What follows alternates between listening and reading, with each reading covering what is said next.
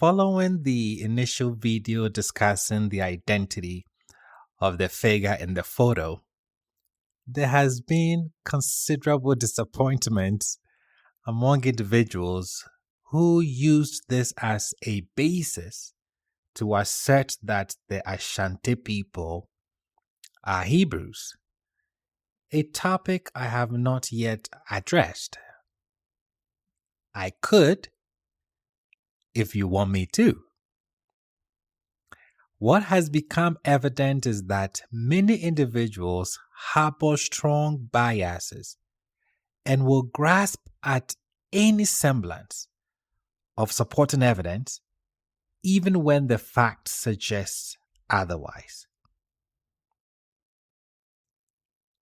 I have engaged with numerous comments on the initial video, where some viewers assume my aim is to debunk the Ashanti assertion of being Hebrew.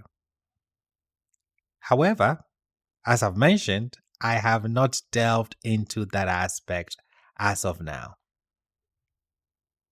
I have never commented on Ashanti being Hebrew or not.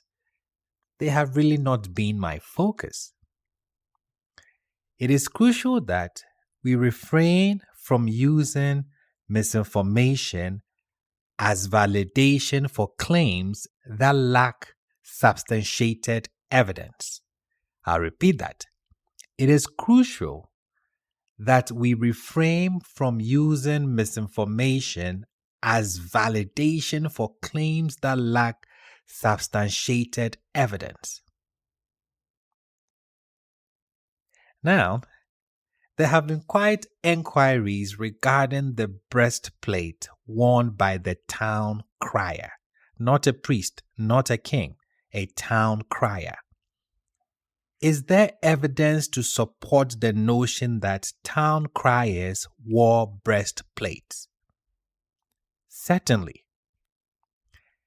A request was made to avoid utilizing modern sources to substantiate my argument, and I will comply by referencing sources from the era depicted in the photo. Before delving into that, let's examine a significant item that the town crier carried during their duties: the axe. Legend has it that Kofi Kakari, an Ashanti Hene, crafted this sword specifically for Queen Victoria of England during their initial encounter with the British. The axe symbolized Nana Kakari's desire to convey a message of peaceful welcome to the British, emphasizing that interference in Ashanti man's internal matters were unwelcome, and any disputes should be resolved through diplomacy. What you see on the screen is a replica of the original axe, Amaah, as is called in the Twi language. The Amaah carries dual symbolic meaning. The axe signifies the ability to cut through metaphorical knots, representing problems. The leopard skin covering serves to remind them of their shared humanity, emphasizing peaceful coexistence over predatory behavior. However, should diplomatic efforts falter, the axe stands ready to confront potential adversaries decisively. This is what the axe means. So it's a symbol of diplomacy, and at the same time, it can be a symbol of war, depending on which side you choose. Now, this provides the context behind the axe. This provides the context behind the axe. Put that in your spirit. Now let's turn our attention to our reference materials, our sources. Many individuals encountered this image in the book Hebrewisms of West Africa. Yet a large portion have not engaged with its content thoroughly. Some readers skim through it without grasping the essence of the narrative, while others fail to verify the sources cited in the book. Within this text, Hebrewisms of West Africa, the author mentions of a priest of Nyame. Yet, there is no explicit mention of the priest donning a breastplate or a head wrap adorned with a gold plate. So those who say that this is a priest, in that same book, Hebrewisms of West Africa, a priest is identified. The author mentions a priest of Nyame. Yet, we don't see anywhere where this priest wears a breastplate or a head wrap adorned with a gold plate. My question is, can anyone present evidence showing an Ashanti priest wearing such attire? If you can, your contribution will be greatly appreciated. Moving forward, the very same book found on the shelves of numerous Hebrew Israelites corroborates the point I raised in my initial video. Now let's approach this text with attentiveness and care. Writing about the breastplates, this is what the author writes. But before leaving this subject, we must refer to what may well be regarded as a possible vestige of the office of the Jewish high priest to be found among the Ashanti. Okay.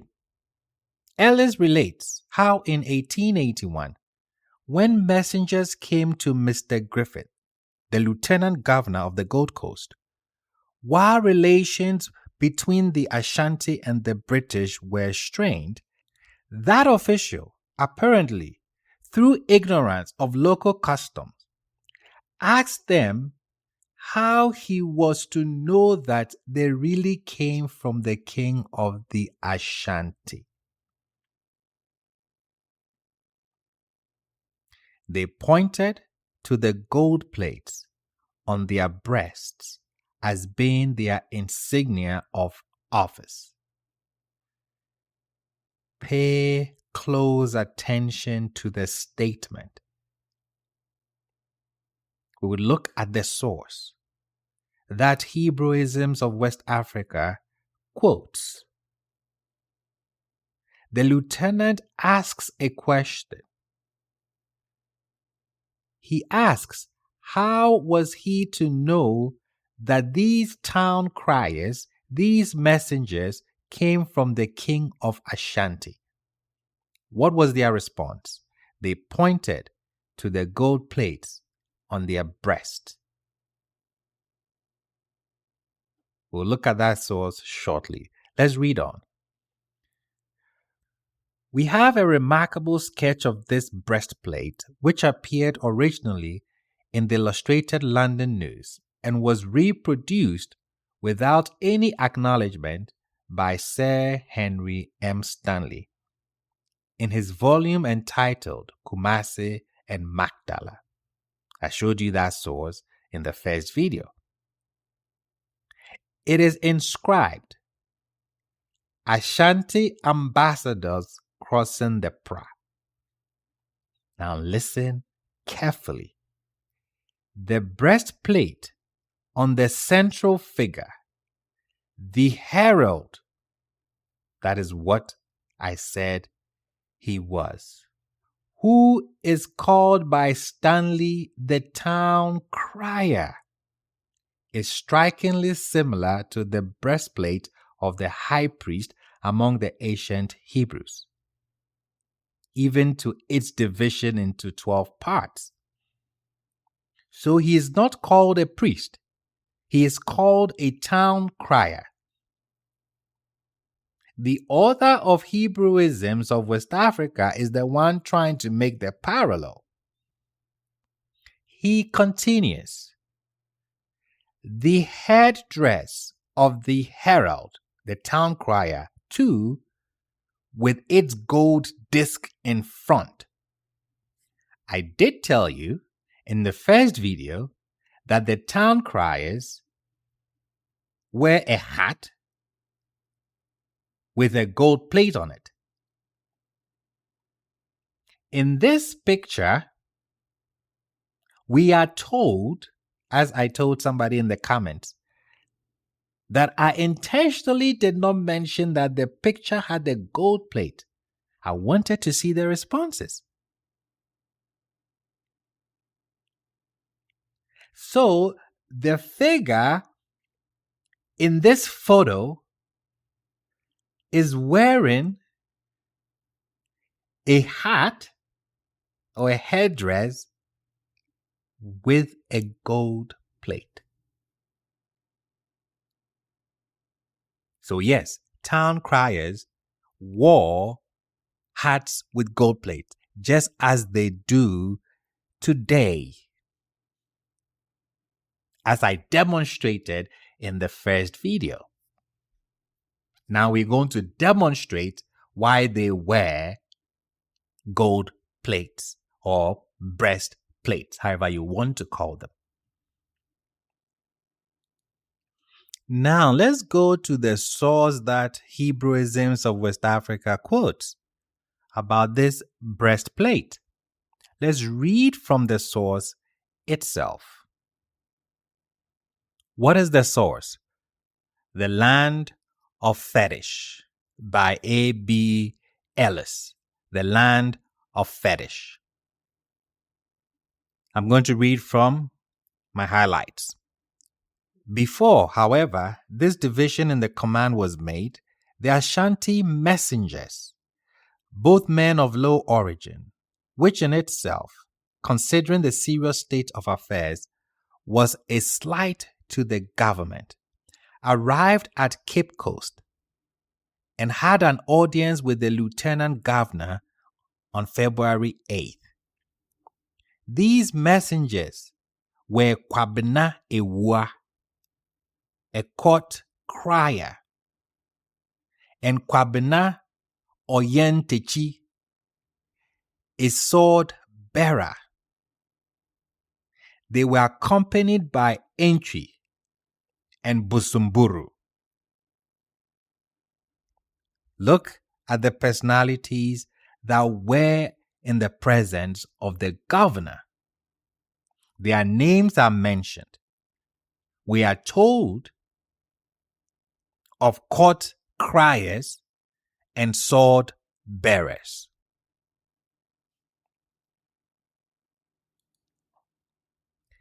These envoys had left Kumasi before the ambassadors with the golden axe had returned. It's quite important. Having in fact met them one day's journey from the capital and brought the following message. The king has heard that houses and officers are at Prasu, the Pra River, building a bridge. As all that is past is gone and done with, he wishes to know what this means and why the governor is going to fight.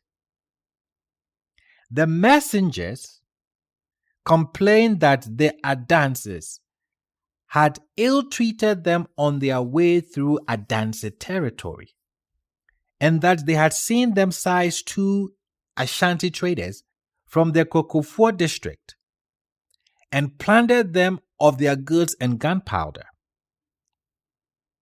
And look at my highlights. They further stated that the messengers of the golden axe, so these messengers of the golden axe have been mentioned again.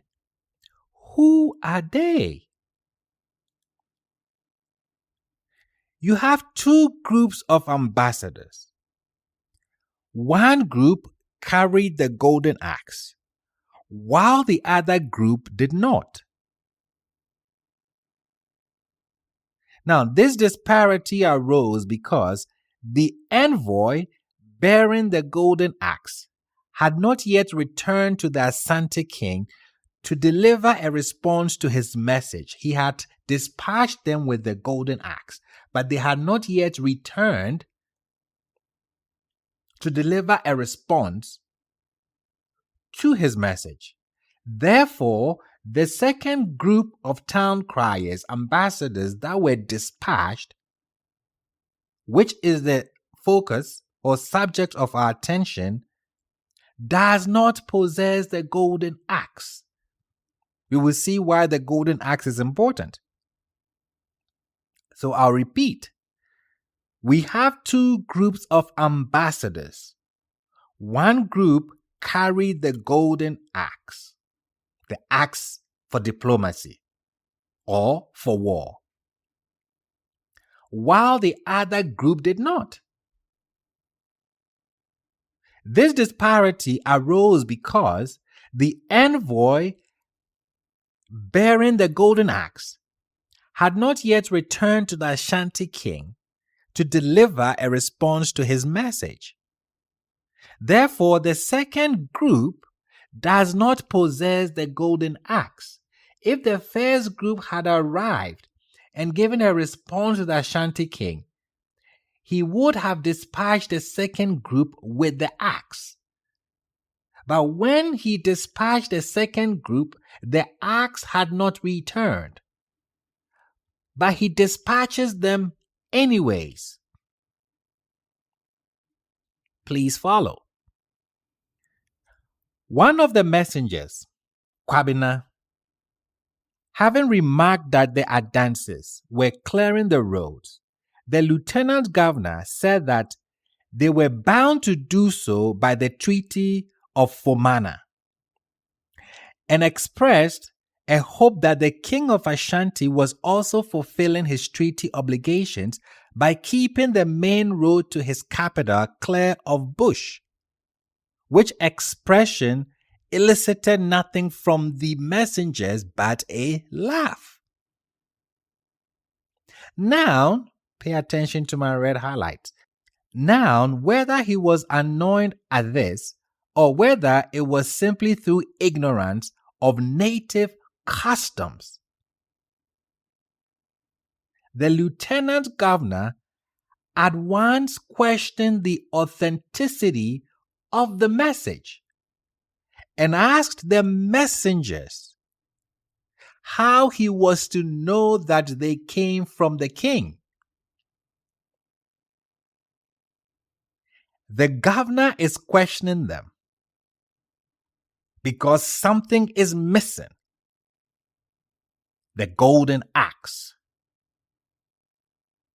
The crier or the town crier has to go on his errand with the golden axe. That is what represents the authenticity of his message. But here is the case: this set of town criers, ambassadors, don't have in their possession the golden axe. So the lieutenant governor questions the authenticity of the message and asks the messengers how he was to know that they came from the king. What was their response? They pointed to the golden plates, plural. They means plural. Pointed to the golden plates, plural, on their breasts as being their insignia of office. So, it means that those claiming that town criers are considered priests solely based on the presence of a breastplate are unaware of Ashanti traditions. just like the lieutenant. Because the text says the question that he asked, he was not supposed to ask, but he may have asked because he may have been annoyed or because he was simply ignorant of native customs. And I'm saying that those who are saying that this town crier is a priest or a king because he's wearing a breastplate are also either annoyed or are ignorant of Ashanti custom. And the lieutenant governor then said that the king ought to have sent him something which he had seen before and could therefore recognize. What had he seen before? He's seen the golden axe. He's never seen the breastplate. He's seen the golden axe. He's never seen the breastplate of the town crier. Upon this, Entry sarcastically observed that hitherto the governor had seen nothing from the king but the golden axe. And as they had left Kumasi, before that state weapon had been returned to the capital, it was impossible that they could have brought it down. So because they did not have access to the golden axe because it was on another errand, they were dispatched with what? Gold plates hanging around their neck as their signature of office. This is right there in the source. The Land of Fetish. The source that the author of Hebrewisms of West Africa quotes. A source that majority of you have not taken the time to investigate or read. Thus, identifying a town crier with a breastplate as a priest. So town criers are entrusted with the golden axe for their missions. In the absence of the golden axe, they rely on the breastplate to validate their messages. However, this practice does not elevate them to the status of priests or kings. They remain town criers. And their breastplate differs from that of the high priest described in the biblical text.